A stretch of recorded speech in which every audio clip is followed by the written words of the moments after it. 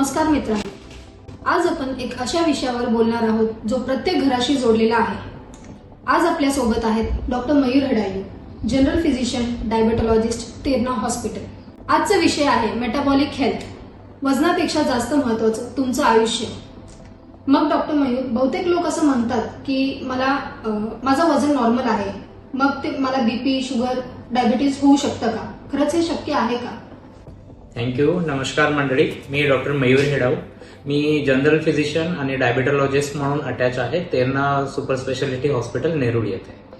हे बघा, हा टॉपिक खूपच इंटरेस्टिंग आहे आणि खूप कॉमन टॉपिक आहे आणि या बऱ्याचशा लोक असं असतं की पब्लिकमध्ये अवेअरनेस खूप कमी आहे ह्या टॉपिक विषयी. त्याच्यामुळे थँक्यू हा टॉपिक सिलेक्ट केल्याबद्दल.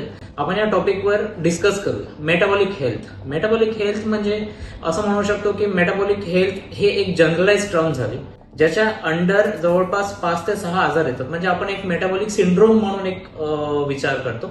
मेटाबॉलिक सिंड्रोम म्हणजे सिंड्रोम म्हटलं की त्याच्या अंडर 5 ते 6 वेगवेगळ्या प्रकारचे तुमचे डिरेंजमेंट म्हणावं किंवा आजार म्हणावं, अशा प्रकारचा हा सिंड्रोम असतो. तर यात तुमचं डायबिटीज असणं, यात तुमचं हायपरटेन्शन असणं, यात तुमचं डिस्लिपिडेमिया म्हणजे कोलेस्ट्रॉल डिरेंज असणं, यात तुमचं युरिक ऍसिड वाढलेलं असणं.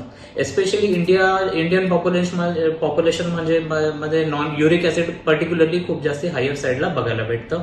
नंतर इन्सुलिन रेझिस्टन्स असणं, म्हणजे बेसिकली इन्सुलिन फॅट वाढल्यामुळे insulin resistance, plus obesity, fat किंवा ऍपल शेप ओबेसिटी जे आपण म्हणतो ना, जे इंडियन पॉप्युलेशनचं पोट थोडंसं समोर आलेलं असतं, किंवा एक मॉर्बिड ओबेसिटी ज्यांचं बीएमआय हायर साईडला आहे. तर अशा प्रकारचे हे जे मल्टीफॅक्टोरियल आहेत, हे एक मेटाबॉलिक सिंड्रोम मध्ये आजच्या अंडर एक आपण कॅटेगराइज करतो.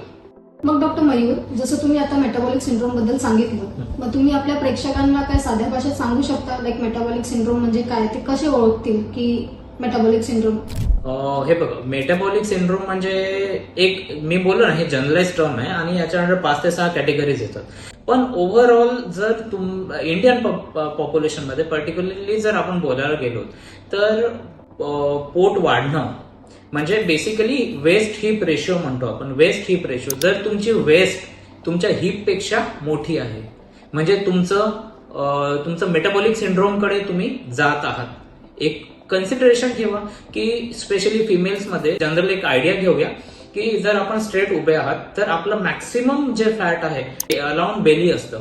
तर त्या बेलीच्या अराउंड जर तुम्ही एक मेजरमेंट घेतलं तर if it is more than 80 centimetre in females and more than 90 centimetre in males, तर ते कॅटेगराइज होतं की तुम्हाला थोडंफार मेटाबॉलिक सिंड्रोमचे चान्सेस जास्ती आहे. हिप पेक्षा तुमचं वेस्ट मोठं आहे आणि ते तुम्हाला फ्युचरमध्ये मेटाबॉलिक सिंड्रोम मध्ये तुमचे कॉम्प्लिकेशन्स वाढू शकतात. मग doctor Mayur, metabolic syndrome diagnose करण्यासाठी काही टेस्ट किंवा काही करावे लागतात? डेफिनेटली. आता आपल्याकडे इंडियामध्ये लोक बऱ्यापैकी अवेअर झाले, तर एक बरेच मी जस्ट एक ऑब्झर्व करतोय की 70 to 80% लोक ना एक अॅन्युअल चेकअप करतात.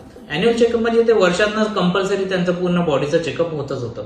मग अशा वेळेस आपण त्या अॅन्युअल चेकअपमध्ये काही पॅरामीटर्स बघू शकतो. त्यात म्हणजे तुमचं शुगर लेवल, त्यात तुमचं बीपी किती आहे ते बघू शकतो, त्यात तुमचं cholesterol derangement, especially triglycerides. Indian पॉप्युलेशनमध्ये ट्रायग्लिसराइड्स वाढणं किंवा एचडीएल कमी होणं, ते अगेन मी याच्या आधी पण सांगितलं, युरिक ऍसिड वाढणं, दॅट अगेन इंडिकेट्स की तुम्हाला मेटाबॉलिक सिंड्रोम. प्लस तुमचं जे वाढणारं फॅट आहे, अराउंड बेली जे फॅट वाढतं, ते फॅट तुम्हाला इन्सुलिन रेझिस्टन्स क्रिएट करतं आणि बॉडीचं तुमचं स्वतःचं इन्सुलिन तुमच्या शरीराला ऍड करणार नाही किंवा यूज करू देणार नाही. मग त्याच्यामुळे तुम्हाला डायबिटीजची रिस्क वाढते.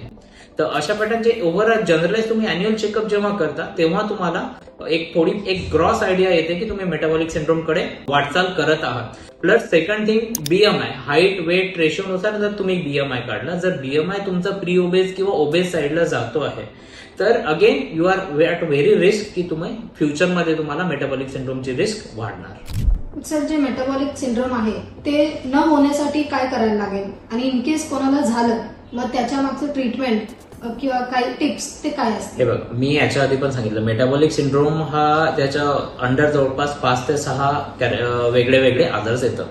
त्यात शुगर झालं, बीपी झाला, नंतर तुमचं high risk for cardiac disease झाला, नंतर डिस्लिपिडेमिया झाला, नंतर हायपरयुरिसेमिया झाला, प्लस वेस्ट हिप रेशिओ किंवा बेली फॅट वाढणं, हे सगळे फीचर्स आहेत. प्लस ओव्हरवेट असणं, ओबेज असणं, जास्ती बीएमआय असणं, ह्या सगळ्या कॅरेक्टरपैकी कुठले पण 3 कॅरेक्टर जर तुमच्यात आले तर तुम्ही मेटाबॉलिक सिंड्रोम मध्ये आहात.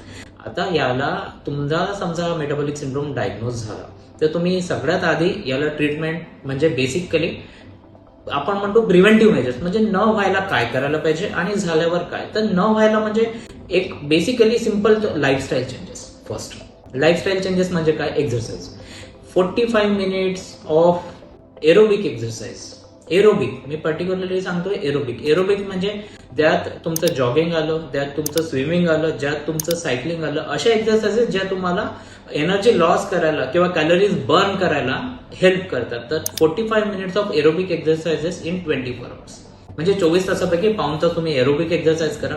प्लस लाईफस्टाईल चेंजेस मध्ये सेकंड इज डाएट, म्हणजे ऑइली स्पायसी कमी खाणं, जंक फूड कमी खाणं, वेळेवर खाणं आणि वेळेवर झोप घेणं. आपण म्हणतो ना 6 ते 8 तास of sound sleep. Sound sleep म्हणजे विदाऊट डिस्टर्बन्स झालेली स्लीप, जी झोपेतून उठणं होत नाही, अशा 6 ते 8 तास झालेली साऊंड स्लीप ही सुद्धा तेवढीच इम्पॉर्टंट आहे. Plus stress management. आजकालच्या या युगात भरपूर लोकांना खूप जास्त स्ट्रेस आहे, तर stress management again is more important. तर ह्या सगळ्या lifestyle management, weight management, stress management आणि तुमचं डाएट कंट्रोल, एक्झरसाइज, ह्या सगळ्या गोष्टी तुम्हाला मेटाबॉलिक सिंड्रोम मध्ये तुम्ही प्रोग्रेस व्हायला किंवा मेटाबॉलिक सिंड्रोम झाल्यावर कंट्रोल व्हायला तुम्हाला हेल्प करणार. आता राहिला सेकंड पार्ट म्हणजे ट्रीटमेंट. ट्रीटमेंट सिम्टमॅटिक आहे, म्हणजे कसं आहे, तुम्हाला जर शुगर झाली तर शुगरनुसार ट्रीटमेंट करायची, तुम्हाला बीपी आहे बीपी नुसार treatment. Plus weight loss. Weight loss definitely recommended आहे. जर तुम्ही वेट लॉस नाही केलं तर हे सगळे आजार, कुठलेही आजार तुम्हाला पाहिजे तसा रिस्पॉन्स देणार नाही कुठल्याही ट्रीटमेंटला. तुम्ही वेट लॉस करता, तुम्हाला शुगरच्या पण बऱ्यापैकी कंट्रोल येणार, तुम्हाला बीपी पण बऱ्यापैकी कंट्रोल येणार, हार्ट डिसीजची रिस्क कमी होणार, स्ट्रोकची रिस्क कमी होणार, कोलेस्ट्रॉल कंट्रोल राहणार.